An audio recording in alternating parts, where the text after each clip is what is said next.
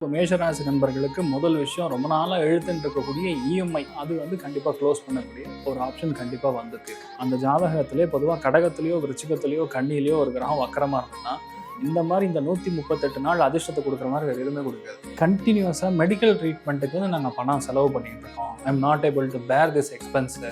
எங்களுக்குன்னு ஒரு ஹஸ்பண்ட் ஒய்ஃப்குள்ளே இருக்கக்கூடிய அந்த ஸ்பேஸ் இல்லை. அது எல்லாமே இப்போ டப்புன்னு கட் ஆகக்கூடிய அற்புதமான ஒரு டைமிங்னு சொல்லலாம். வக்கரம் பெறும்போது பழைய எம்ப்ளாயர், பழைய ஃப்ரெண்டு, பழைய நட்பு இவங்க மூலியமாக உங்களுக்கு வேலை கிடைக்கக்கூடிய ஒரு பிராப்தம் அப்படிங்கிறது ஈஸியான ஒரு ப்ராசஸாக கண்டிப்பாக இருக்கும். Anything that you have to be very careful, keep it in writing. அதாவது என்னன்னா, எதுவாக இருந்தாலும் சரி எழுத்து வடிவத்தில் அது ரொம்ப தெளிவாக இருக்கும்போது உங்களுக்கு பிரச்சனையே வராது. அது நீங்கள் ரொம்ப தெளிவாக பார்த்துக்க வேண்டிய ஒன்று.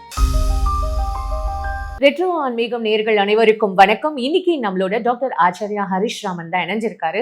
அவர்கிட்ட சனி வக்ர பயிற்சி பலன்கள் பத்தி தான் கேட்டு தெரிஞ்சுக்க போறோம். நிகழ்ச்சிக்கு போகலாம். சார் வணக்கம். சார் வணக்கம்மா. நமஸ்காரம். சனி வக்ர பயிற்சி அப்படின்றத பத்தி நான் உங்ககிட்ட நிறைய விஷயங்கள் கேட்டு தெரிஞ்சுக்கிறேன். முக்கியமா ஒவ்வொரு ராசிக்கும் என்ன மாதிரியான ஒரு பலன்கள் கொடுக்க போகுது, எவ்வளவு அவங்க கவனமா இருக்கணும், அதோட பரிகாரம் என்ன அப்படின்றத நீங்க டீட்டெயிலா ஒவ்வொரு ராசிக்கும் எங்களுக்கு சொல்லுங்க. ரெட்ரோ ஆன்மீகம் நேயர்கள் அனைவருக்கும் வணக்கம், நமஸ்காரங்கள். எல்லாருமே சந்தோஷமா இருக்கணும். சனி இப்போ வக்கரமாகுதுன்னு சொன்னோன்னா ஆளுக்கு துண்டை காணோம் துணியை காணோம்னு ஓடுற மாதிரி ஒரு பயத்தில் எல்லாம் சுற்றின்னு இருக்கீங்க. பட் உண்மை என்னென்னா, சனி வக்கரமானால் நல்லது தான் பண்ணோம்.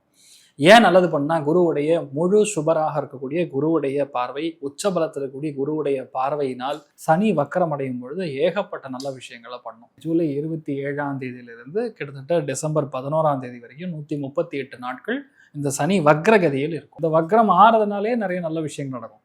நீங்கள் ஃபார் எக்ஸாம்பிள் சொல்கிறேன், இப்போ கடகத்துலேயோ விருச்சிகத்துலேயோ அதே மாதிரி ரிஷபத்துலேயும் சரி, கன்னிலையும் சரி, தனுசுலையும் சரி, ஏதாவது ஒரு கிரகம் சுப கிரகம்னு சொல்லக்கூடிய குருவோ சுக்கிரனோ அல்லது புதனோ இந்த இடத்துல வக்ரமாக இருக்குன்னு வைங்க, இவங்களுக்கு அத்தனை பேருக்கும் ஜாக்பாட் அந்த அளவுக்கு பெரிய மாற்றத்தை கொடுக்கும். நிறைய பேர் வீடு வாங்குவாங்க, நிறைய பேருக்கு பொண்ணு அமையும், ரொம்ப நாளாக வெயிட் பண்ணி குழந்தை ஆகும், நிறைய பேருக்கு ஃபாரின் செட்டில்மெண்ட்டு, கடன் தீர்வது, புதுசாக வியாபாரம் தொடங்குறது, இந்த மாதிரி பல விஷயங்கள் அந்த இடத்துல கிரகங்கள் வக்ரமாக இருக்கும்போது ரொம்ப அதிகமான வளர்ச்சியை கொடுக்கும். நானே எதிர்பார்க்கலாம் சார், நேற்று பார்த்தா இன்னைக்கு ஹீரோன்ட்டான் அப்படிங்கிற மாதிரி ஒரு காமெடி நடக்கும்.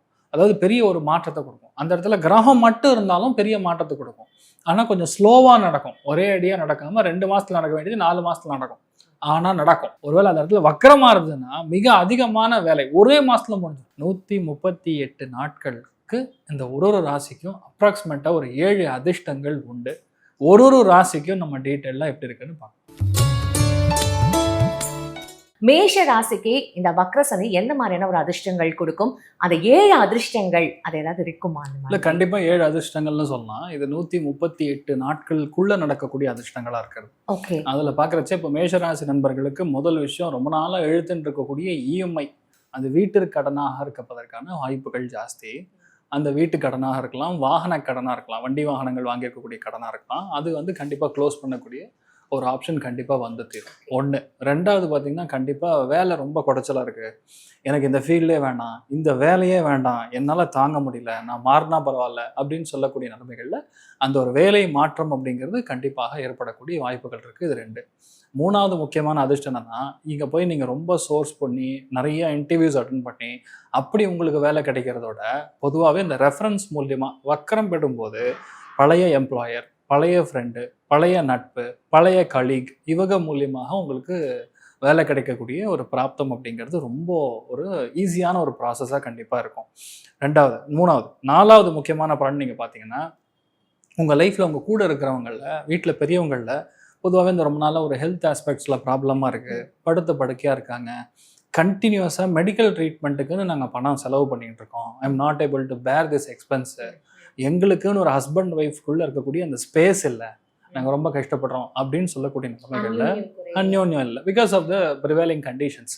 அது எல்லாமே இப்போ டப்புன்னு கட் ஆகக்கூடிய, இல்லை குறையக்கூடிய, இல்லை ஒரே அடியாக அந்த பிரச்சனையிலேருந்து வெளியே வரக்கூடிய அற்புதமான ஒரு டைமிங்னு சொல்லலாம். 5வது முக்கியமான பலன், பையனுக்கு சீட்டு கிடைக்கணும், கவர்மெண்ட் சீட்டு கிடைக்கணும், இல்லை நல்ல ஒரு காலேஜில் நம்ம எதிர்பார்க்குற கோர்ஸு இந்த மாதிரிலாம் கிடைக்கக்கூடிய வாய்ப்புகள் ரொம்பவுமே அதிகமாக இருக்கும். That is a reason. 2வது, இதில் முக்கியமானதே பார்த்தீங்கன்னா, இதில் வக்கரமாக ஒரு கிரகம் இருக்கும்போது பொறுமைங்கிறது அத்தியாவசியம் அப்படின்னு என்ன அர்த்தம்? 3rd கவுன்சிலிங் வரைக்கும் நீங்கள் வெயிட் பண்ண வேண்டிய ஒரு கட்டாயத்துக்கு இருக்கணும். இல்லை அப்போ கூட நடக்கும். அப்போ கூட நடக்கக்கூடிய வாய்ப்புகள். அப்படி இல்லைன்னா முன்னாடி போய் வேறு ஏதாவது கோர்ஸுக்கு பணம் கட்டி அந்த பணம் திருப்பி வாங்க முடியாமல் கஷ்டமாகும். Okay. Anything that you have to be very careful, keep it in writing. அதாவது என்னன்னா எதுவாக இருந்தாலும் சரி எழுத்து வடிவத்தில் அது ரொம்ப தெளிவாக இருக்கும்போது உங்களுக்கு பிரச்சனையே வராது. அது வந்து நீங்கள் ரொம்ப தீர்வாக பார்த்துக்க வேண்டிய ஒன்று. 6வது முக்கியமான விஷயம், உங்களுடைய சொந்த பந்தங்கள், ரத்த பந்தங்கள் யாரெல்லாம் பிரிஞ்சு போயிருக்காங்களோ, இல்லை எனிமிட்டியாக இருக்காங்க, ரொம்பவுமே இல் ட்ரீட் பண்ணி எங்களை சொந்த பந்தங்களிடையே வந்து அவமானப்படுத்திட்டாங்க, எனக்கும் வருத்தம், எங்கள் அம்மாவுக்கும் வருத்தம், நாங்கள் வந்து ஒன்றே சேர முடியல அப்படின்னு சொல்லக்கூடிய நபர்கள்லாம் இப்போ ஒன்று சேரக்கூடிய பிராப்தம் ஏற்படும். It's a biggest advantage. 7வது முக்கியமான பலன்னு சொன்னால், வாழ்க்கை துணையினால எனக்கு எப்பவுமே பிரச்சனையாக இருக்குது, சண்டையாகவே இருக்குது. அவங்க வீட்டார் எங்கள் வீட்டார் சேர்றதுக்கு வாய்ப்பே கிடையாது. அட்லீஸ்ட் நாங்கள் 2 பேராரும் ஒரு சேரக்கூடிய நிலைமை வருமா, தருணம் வருமானா கண்டிப்பாக இந்த வக்க பலன்களில் இந்த மேஷராசி நண்பர்களுக்கு ஒன்று சேரக்கூடிய வாய்ப்புகள் கண்டிப்பாக உண்டு. ஸோ இதெல்லாம் வந்து ஒரு அருமையான அதிர்ஷ்டமான பலன்கள்னு சொல்லலாம். உண்மையாகவே ரொம்ப சூப்பராக இருக்குது சார். இதை கேட்கும் போதே பயங்கர பாசிட்டிவாக இருக்குன்னு சொல்லலாம். இதை தாண்டி எனக்கு ஒரு கேள்வி இருக்குது சார். ஏன்னா இப்போ மேஷ ராசிக்கு வந்து 7 and off அப்படின்னு நம்ம சொல்கிற இந்த தருணத்தில் நீங்கள் வந்து இந்த வக்ரசனி எப்படி சார் மேஷ ராசிக்கு ஒர்க் அவுட் ஆகுன்ற ஒரு கேள்வி இருக்கும். 2 விஷயம் சொல்லலாமா? எல்லா கிரகங்களுமே வந்து ஒரு மனுஷனுக்கு கெட்டது பண்ணாது, எல்லா கிரகங்களுமே நல்லது பண்ணாது. ரியாலிட்டி அதுதான். ஒரு பிறப்பு ஜாதகத்தில் இப்போ நேயர்கள் நிறைய பேர் பார்த்துட்டு இருக்காங்க. நேயர்கள் பார்க்கக்கூடிய அந்த ஜாதகத்திலே பொதுவாக கடகத்திலேயோ விருச்சிகத்திலேயோ கன்னியிலேயோ ஒரு கிரகம் வக்கரமாக இருந்ததுன்னா இந்த மாதிரி இந்த 138 நாள் அதிர்ஷ்டத்தை கொடுக்குற மாதிரி வேறு எதுவுமே கொடுக்காது.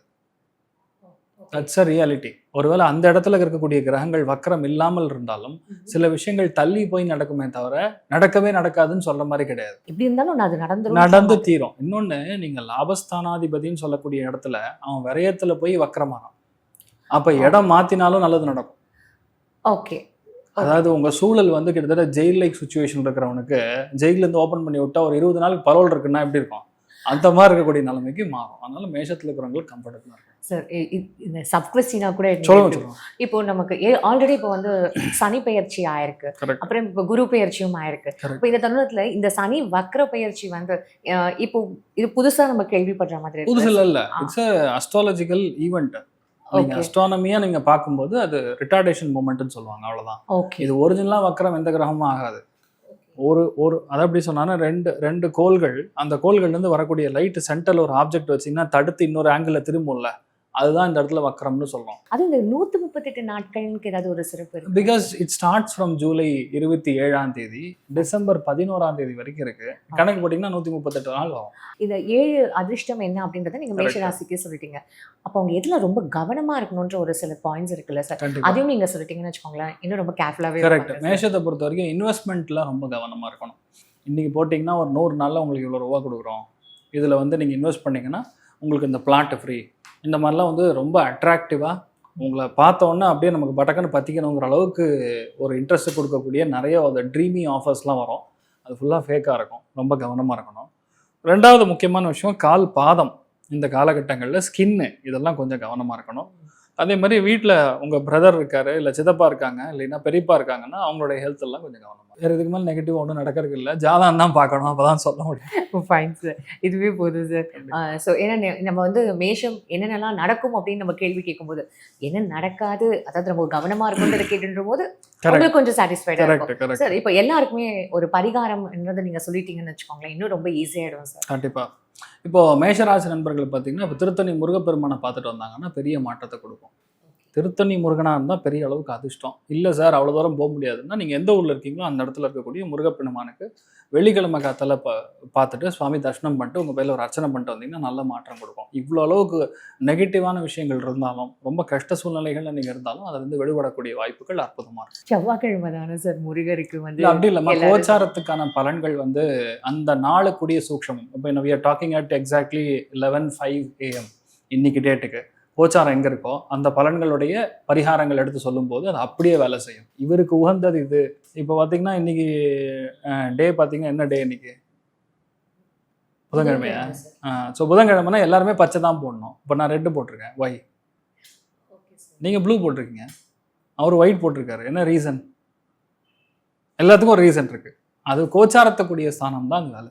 சனி பெயர்ச்சி அப்படின்றது எல்லாருக்குமே தெரிஞ்ச ஒரு ஃபேக்டர் தான் சார், எல்லாருக்குமே தெரிஞ்ச விஷயம். இந்த சனி வக்ர பெயர்ச்சி அப்படின்றதுக்கு வேற ஏதாவது சிறப்பு இருக்குமா? இது பெயர்ச்சிங்கிறது உள்ளே தான் நடக்கும். நான் சொல்றது மீன ராசியிலேயே தான் சனி இருக்கும், இது வேற இடத்துக்கு சனி போகாது. ஆனால் சனி வக்ரம் ஆகும்போது அதற்கான பலன்கள் மாறுபடும், வேறுபடும். சனி நேர்கதியில் போகிறக்கும் ரிவர்ஸில் வர்றக்கும் டிஃப்ரென்ஸ் இருக்குது. ரிவர்ஸில் வர்றதுன்னா அதோட எஃபெக்ட்ஸ் அந்த மாதிரி இருக்கும். சார் இப்போ ஒவ்வொரு ராசியும் நம்ம பார்க்கும்போது மேஷம் எடுத்துப்போம், இல்லை சிம்மம் எடுத்துப்போம். இப்போ அவங்களுக்குலாம் வந்து விரய சனி சொல்கிறாங்க, சிம்மத்துக்கு அஷ்டம சனி சொல்கிறாங்க, கன்னிக்கு கண்டக சனி அப்படின்னு சொல்கிறாங்க. ஸோ இந்த மீனத்துக்கு பார்த்தீங்கன்னா ஜென்மத்தில் சனி அப்படின்னு இருக்கும்போது இப்போ இவங்களுக்கு இந்த மாதிரியான ஒரு இந்த வக்ர சனி அப்படின்றது எந்த மாதிரியான ஒரு இம்பேக்ட் கொடுக்கும், இல்லை நல்லது கொடுக்கும்ன்றதை நம்ம பார்க்கணும் இல்லையா? கண்டிப்பாக. அதாவது ஒரு கிரகம் நார்மலாக போகும்போது செய்யக்கூடிய வேலையோட வக்ரமாகும் போது அதோடைய வேலை, அதோடைய பலன்கள் வந்து மாறுபடும். வக்ரமாகும் போது என்ன நடக்கும்னா பழைய கதை இப்போ சரியாகும்னு சொல்லலாம். வக்ரம் அப்படின்னாவே ஒரு எக்ஸாம்பிள், ஒரு கம்பெனியை பயங்கரமாக வளர்த்து இது முடியவே முடியாது, வேண்டாம் வேண்டாம் அப்படின்னு சில பேர் வந்து ஷிஃப்ட் ஆகிருப்பாங்க. வக்ரமாக கிரகங்கள் இருக்கும்போது முடிஞ்சு போன கம்பெனி இல்லைன்னா ஒர்க் அவுட் ஆகாதுன்னு விட்டு போன விஷயத்த அவங்க எடுத்து பெரிய அளவுக்கு வச்சு வருவாங்க. அதே மாதிரி நல்லா இருக்கிற இடத்துல இருந்து வக்ரமாக ஒரு கிரகம் வேலை செய்யுது அப்படின்னா அங்கேருந்து பஞ்சாயத்து பண்ணி பிரச்சனை பண்ணி வெளியே வந்து திடீர்னு பார்த்தா மந்திரி ஆயிடுவாங்க. அந்த வக்ரத்துக்கு அவ்வளோ வேல்யூ இருக்கு. ஓகே, மின்னல் வேகத்தில் ஒரு மனுஷன் மேலே போகிறான், கடன்னு மேலே வர்றாங்கன்னா அது வக்ரம் தான் காரணம். அதில் பரிவர்த்தனையும் இருந்ததுன்னா அது இனியும் பலத்து கொடுக்கும். அந்த மாதிரி வக்ரத்துக்கு இப்போ என்னதான் இந்த சனியோடைய காரகத்துவம் அவங்க சொன்ன மாதிரி 7.5 சனி, அர்த்தாஷ்டம சனி, கண்டக சனி, அஷ்டம சனி, ஜென்ம சனி, எந்த கான்செப்டில் இருந்தாலும் சரி ஒரே ஒரு விஷயம்தான், அது போகிற நட்சத்திரம்ங்கிறது புதனுடைய நட்சத்திரம், ஒரு பாசிட்டிவான நட்சத்திரம், சுபகிரகம், ஈக்குவலண்ட்டாக எடுத்துப்போம். அதனால் நல்லது தான் பண்ணுமே தவிர கெட்டது பண்ணாது. அது ஒரு பலன் இதுக்குமே மாறுபடும். சார் இன் ஜென்ரல் பார்த்தீங்கன்னு வச்சுக்கோங்களேன், ராசி தெரியாதவங்க இருப்பாங்க, லக்னம் தெரியாதவங்க இருப்பாங்க, அவங்க பிறந்த தேதி கூட தெரியாதவங்க எவ்வளோ பேர் இருக்காங்கல்ல சார். அப்படி இருக்கும்பொழுது இந்த 138 நாட்கள் நீங்கள் இந்த மாதிரியான ஒரு விஷயங்கள் உங்களுக்கு எதுவுமே தெரியனாலும் பரவாயில்ல, இந்த விஷயங்கள் நீங்கள் செஞ்சாலே போதும், இதுவுமே உங்களுக்கு ஒரு பிரதிபலன் கிடைக்கும் அப்படின்னு ஏதாவது இருக்குமா சார்? கண்டிப்பாக. அதாவது இப்போது கிரகத்துடைய கோச்சார வேல்யூ, இன்னைக்கான கோச்சார நிலைமை, இதெல்லாம் நம்ம கன்ஜங்ஷனில் பார்க்கும்போது பொதுவாகவே இந்த 138 நாட்களில் பாசிபிளாக வியாழக்கிழமை காத்தால 6 to 7 இல்லைங்களா, வியாழக்கிழமை காத்தால பொதுவாகவே இந்த வரதராஜ பெருமாள் போயிட்டு வருவது, வரதராஜ பெருமாளுடைய கோவிலுக்கு போயிட்டு வருவது இல்லையா, கரி வரதராஜ பெருமாள் கோவிலுக்கு போயிட்டு வருவது பெரிய மாற்றத்தையும் லைஃப்பில் இவ்வளோ அளவுக்கு இருக்கக்கூடிய சங்கடங்கள், உங்கள் பிரச்சனை என்ன இருக்கோ நீங்கள் அந்த டைமில் போய் மனசில் சங்கல்பம் பண்ணிவிட்டு சுவாமிக்கு ஒரு அர்ச்சனை பண்ணிட்டு வரும்போது பெரிய மாற்றத்தை கொடுக்கும். எப்போல்லாம் போகணும்? எவ்ரி வியாழக்கிழமை, ஒரு வியாழக்கிழமையும் காலையில் 6 to 7 போகலாம். இல்லை சார் கோவில் திறக்காது நான் போக முடியாதுன்னா ஈவினிங் போங்க. ஆனால் வியாழக்கிழமை போகிறதுங்கிறது பெரிய மாற்றத்தை கொடுக்கும். சார் இவ்வளோ நேரம் எங்களுக்கு இந்த சனி வக்கர பயிற்சி பலன்கள், அப்புறம் அதோட பரிகாரங்கள், முக்கியமாக இவ்வளோ கவனமாக இருக்கணும் அப்படின்றத ரொம்ப அழகாக ஒவ்வொரு ராசிக்கும் எங்களுக்கு எடுத்து சொன்னீங்க. உண்மையாகவே மக்களுக்கு தெரியாத நிறைய விஷயங்கள் வந்து இது மூலமாக தெரிஞ்சிடும் அப்படின்னு சொன்னால் கண்டிப்பாக மிகையாகாது. உங்கள் நேரத்துக்கும் அப்புறம் நீங்கள் சொன்ன ஒவ்வொரு ராசிக்கான அந்த டீட்டெயிலுக்கும் ரொம்ப நன்றி சார். வேறு ஒரு நிகழ்ச்சியில் கண்டிப்பாக நம்ம நிறைய விஷயங்கள் இன்னும் டிஸ்கஸ் பண்ணுவோம், தெரியாத விஷயங்கள் கற்றுப்போம். ரொம்ப நன்றி சார். தேங்க்யூமா. நமஸ்காரம்.